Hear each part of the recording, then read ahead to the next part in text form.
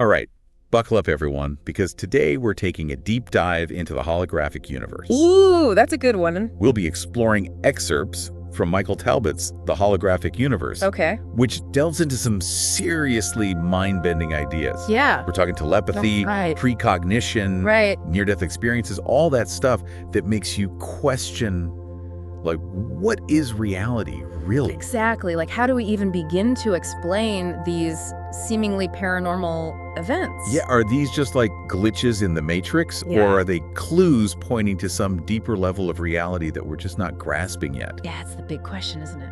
It is. And Talbot starts off by breaking down the whole concept of holograms. You know, Uh-huh. not Princess Leia holograms, Right. but like the actual science behind them. Yeah, so think about a holographic image. Okay. You can actually shatter it into pieces, Okay. but each tiny fragment can still recreate the whole picture. Oh, really? Like, every piece somehow contains the information for the entire image. So it's not like a photograph where if you rip it in half, you only have half the picture. Exactly. That's pretty wild. It is. Okay, so that's cool and all, but what does it have to do with us?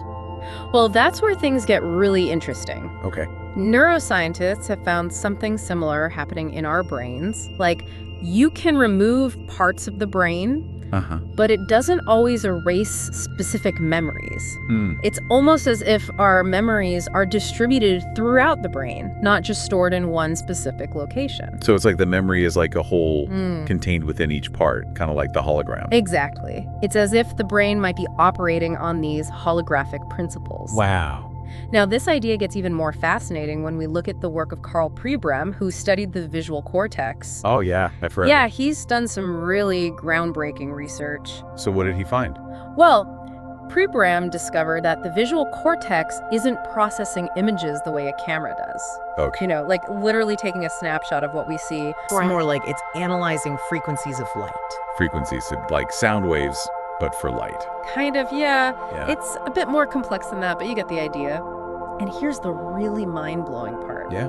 Researchers Russell and Karen Devois discovered that the way the visual cortex responds to these frequencies, it's similar to how a hologram is created using a mathematical process called a Fourier transform. Wait, hold on. So instead of literally seeing a tree, our brains are taking all these light frequencies Yeah. and like turning them into the image of a tree. It's sort of like that, yeah. Yeah. It's more abstract than we realize. Wow, that's crazy. Yeah, it suggests our brains might be interpreting reality in a much more complex way than we ever imagined. And if this is true for sight, then what about our other senses? Right, like could hearing, smell, taste, Yeah. maybe even touch be based on this kind of frequency interpretation? Now that's a fascinating question to consider. It really makes you wonder about how much we don't know about how our brains actually work. Totally. If our brains are essentially holographic processors, Right. it completely changes how we think about perception, Yeah. memory, Uh-huh. and even consciousness itself. It's really wild when you start thinking about stuff like the placebo effect, you know? Oh, yeah, totally. People's bodies actually change just from believing they're getting treatment. Even if it's like a sugar pill or something. Exactly. Kind of crazy when you think about it. It is. And what about those cases of spontaneous remission, Oh, where yeah. people recover from serious illnesses, like against all odds? It's like almost a miracle. Yeah. Like their belief, their will to live, it somehow like overpowers the illness. It makes you wonder if our minds have way more influence over our physical reality than we think. Definitely. And Talbot dives into some pretty extreme examples of this, like the story of Jack Schwartz. Oh, wow. Yeah, Jack Schwartz. He could like consciously control his body temperature and even his bleeding. Like he could make himself bleed less.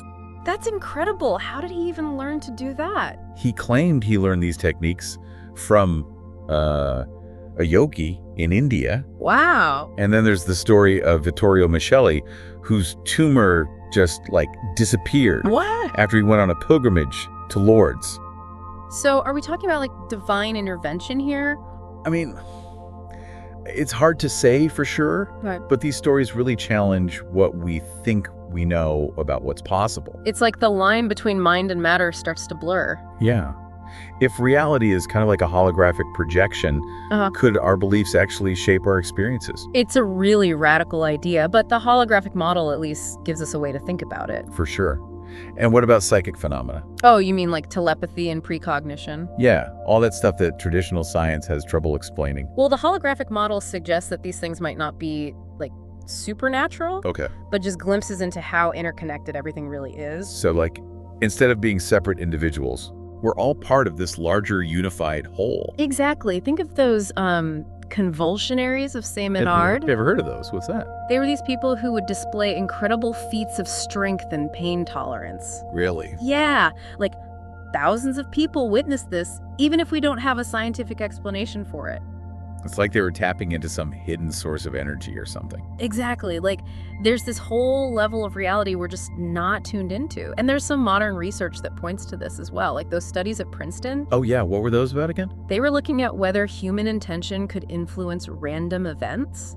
They used these random number generators, Okay. and the results suggested that focused intention could create patterns. So like, our thoughts can actually affect the physical world. It seems that way, yeah. That's wild. I know, it's pretty mind-blowing. What about those cases of psychometry? Oh, where people can, like, read the history of an object by touching it? It's as if the object's past is somehow embedded in its energy field. So it's like the past isn't really gone. It makes you wonder, if the past is accessible like that, what about the future? You mean like premonitions? Exactly. Could those be glimpses into potential futures? And could our choices in the present determine which path we end up on? Whoa, that is seriously trippy. I know, right? It all connects back to that idea of the implicate order as a realm of pure potential. Yeah, it's like we're constantly drawing from that potential, Right. shaping it into the reality we experience. And that leads us to the many worlds interpretation of quantum mechanics. Okay, I've heard of that, but refresh my memory. What's that all about? So imagine every decision you make creates a split in reality, branching off into parallel universes. Each universe represents a different choice you made. So there are like infinite versions of ourselves out there. Yeah, it's a pretty wild concept, but it fits with the idea of a holographic universe, Right. where consciousness and reality are, like, totally intertwined. Okay, so we've talked about psychic phenomena, the power of belief, even parallel universes. It's been a wild ride. It has. But what about the big picture? Like, if the world we see is just a holographic projection, what does that even mean for, like, the nature of reality? Some physicists have actually proposed that our reality could be a giant virtual reality simulation. Hold on, you mean like we're living in the Matrix? Well, it sounds crazy, but it's an idea that's gaining traction in some circles. But how could we even test that? It's really tough to test, Right. but some physicists believe there might be subtle glitches in the simulation Glitches. Like what? that we could detect if we knew what to look for. So like deja vu or something. Maybe, but it could be even more subtle than that. So we might be living in a video game and we don't even know it. It's a possibility, as strange as it sounds. And there's no red pill to, like, wake us up. Not that we know of. That's both fascinating and kind of terrifying. It really makes you question what's real. It does. Does it even matter if we're in a simulation? It's a really deep question. It depends on how you choose to look at it, I guess. I mean, it's not like we can just escape the simulation. Right. So the question becomes, how do we live our lives knowing this? Yeah, like, what does it change?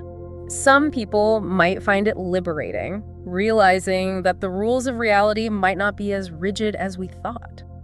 But others might find it disturbing. Definitely. It's a lot to process. Ultimately, it comes down to how we choose to interpret the evidence Yeah, and what kind of reality we choose to create for ourselves. I think that's a key point. Like, the whole point of exploring the holographic universe is to challenge our assumptions. Yeah, to open our minds to new possibilities. And maybe even to empower us to become more conscious creators of our own experiences. Exactly.